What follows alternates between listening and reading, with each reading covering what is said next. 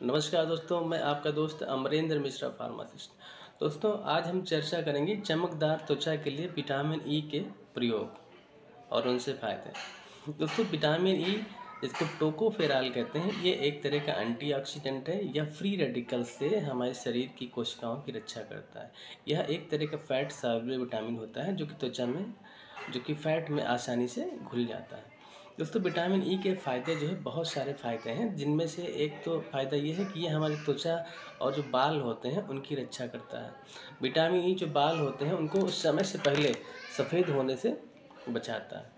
Vitamin E जो होता है वो हाइपर पिगमेंटेशन जो प्रॉब्लम होती है, दाग धब्बे चेहरे पे पड़ जाते हैं, उनसे हमारे स्किन की रक्षा करता है। यह आर्थराइटिस के पेशेंट के लिए बहुत ही उपयोगी है। विटामिन ई में अल्ट्रा वायलेट रेज से प्रोटेक्शन की बहुत ही अच्छी काबिलियत होती है।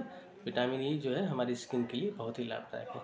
इसके अलावा जो हार्ट में कुछ प्रॉब्लम होती है, इसको बोलते हैं कोरोनरी हार्ट डिजीज़, उनमें विटामिन ई का बहुत ही अच्छा रोल होता है। दोस्तों, स्टडी से पता चल रहा है कि कैंसर के रोगियों में विटामिन ई जो है बहुत ही लाभदायक है। उन्हें जो डॉक्टर्स हैं वो प्रिस्क्राइब करते हैं।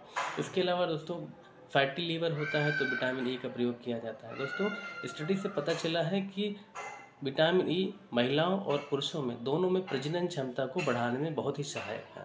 दोस्तों, यह हमारे नेल्स को अच्छा बनाए रखता है। अल्जाइमर्स के रोगियों के लिए विटामिन ई जो है बहुत ही लाभदायक है। दोस्तों, विटामिन ई क्यों कम हो जाता है, इसके कुछ कारण होते हैं, आइए जानते हैं। दोस्तों, जब भी किसी को लीवर की बीमारी, पित्ताशय की बीमारी या फिर पैंक्रियाज की बीमारी हो जाती है, तब विटामिन ई हमारा शरीर जो है ठीक से भोजन से अवशोषित नहीं कर पाता है और शरीर में विटामिन ई की कमी होने लगती है। या फिर जब हम कोई भी भोजन लेते हैं जिसमें विटामिन ई की मात्रा कम होती है, तब भी विटामिन ई जो है डेफिशिएंसी हो जाती है। तो हम अपनी डाइट के द्वारा विटामिन ई की मात्रा को बढ़ा सकते हैं या फिर सप्लीमेंट के द्वारा बढ़ा सकते हैं। डाइट में जो नेचुरल सोर्सेज हैं वो हैं वनस्पति तेल।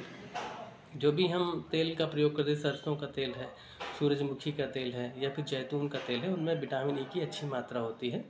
तो उससे हमारे शरीर को विटामिन ई की पूर्ति हो जाती है। जो ड्राई फ्रूट्स होते हैं, जिसमें बादाम हो गया, इसके अलावा कुछ और ड्राई फ्रूट्स होते हैं, ठीक है, जैसे काजू हो गया, तो इनमें विटामिन ई की अच्छी मात्रा पाई जाती है और ये हमारे शरीर को विटामिन ई की कमी को पूर्ति कर देता है।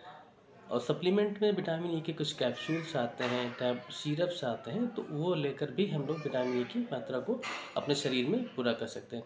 दोस्तों, एक सावधानी रखने की ज़रूरत है कि अधिक मात्रा में जब हम विटामिन ई का प्रयोग कर लेते हैं तो हमारी बॉडी से एक्सेस ब्लीडिंग होने की संभावना रहती है। इसके अलावा जो है शरीर में जो ब्लड होता है, कभी चोट लग जाने पर या सर्जरी होने पर उसमें खून में थक्का बनना बहुत ज़रूरी होता है। अगर अधिक मात्रा में विटामिन ई का प्रयोग कर लिया जाए तो क्लॉटिंग थक्का बनने की प्रक्रिया में जो है थोड़ा समय लगता है।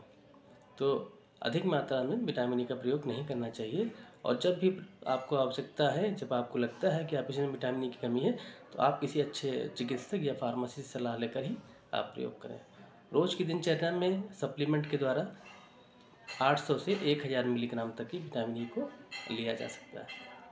दोस्तों, इस तरह से अगर मेरे द्वारा दी गई जानकारी आपके लिए उपयोगी लगती है तो आप मेरे वीडियो को लाइक करें, शेयर करें और चैनल को सब्सक्राइब करें।